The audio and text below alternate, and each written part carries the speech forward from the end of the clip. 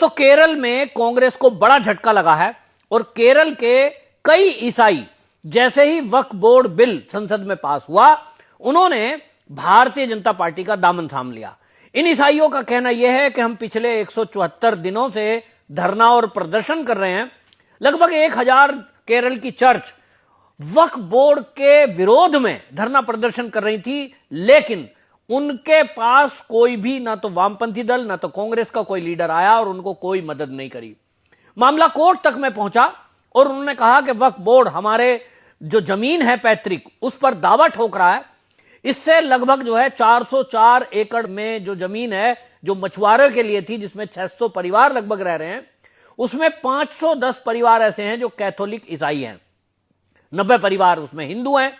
इस सब में जो दावा किया जा रहा था वो 2019 में अचानक से वक्फ बोर्ड एक दिन दावा कर देता है कि साहब ये तो हमें गिफ्ट में मिली हुई जमीन थी और ये हमारे बाप दादाओं ने वक्फ बोर्ड को दी थी और इसलिए मुनम्बम और चेराई में वक्फ बोर्ड के नाम पर दर्ज करा दी गई थी और इसलिए इस जमीन को खाली करिए। विवाद बढ़ा, मामला कोर्ट में पहुंचा, लेकिन जैसा कि आप जानते हैं कि कांग्रेस के द्वारा जो वक्फ बोर्ड एक्ट बनाया गया,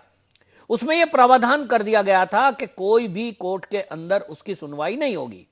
यह मामला जिस तरह से पहुंचा, इसके बाद लोगों को लग गया कि उनको तो मकान खाली करना ही पड़ेगा,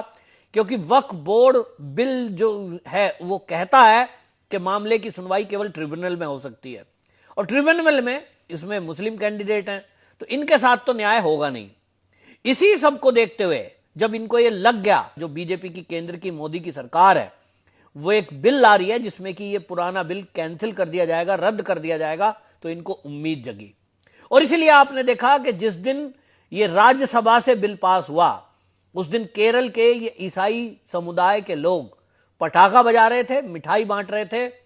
और खुशियां जाहिर कर रहे थे। उनका कहना यह था कि हमारी किसी ने नहीं सुनी और अगर हमारे लिए किसी ने चिंता की तो वो मोदी है।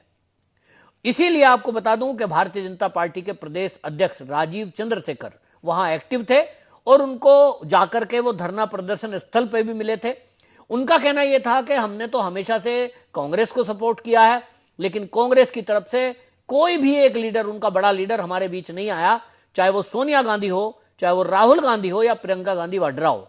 नफरत की दुकान में मोहब्बत की दुकान खोलने वाले राहुल गांधी से ये लोग सवाल पूछ रहे थे कि आप मोहब्बत की दुकान खोलने की बात पूरे दुनिया में कहते घूमते हो, हमारे ऊपर आफत आई है, हमसे जबरन मकान खाली कराने की बात की जा रही है, तो आप यहां आकर यहां के जो वक्फ बोर्ड के सदस्य हैं उनको भी थोड़ी मोहब्बत समझा दो।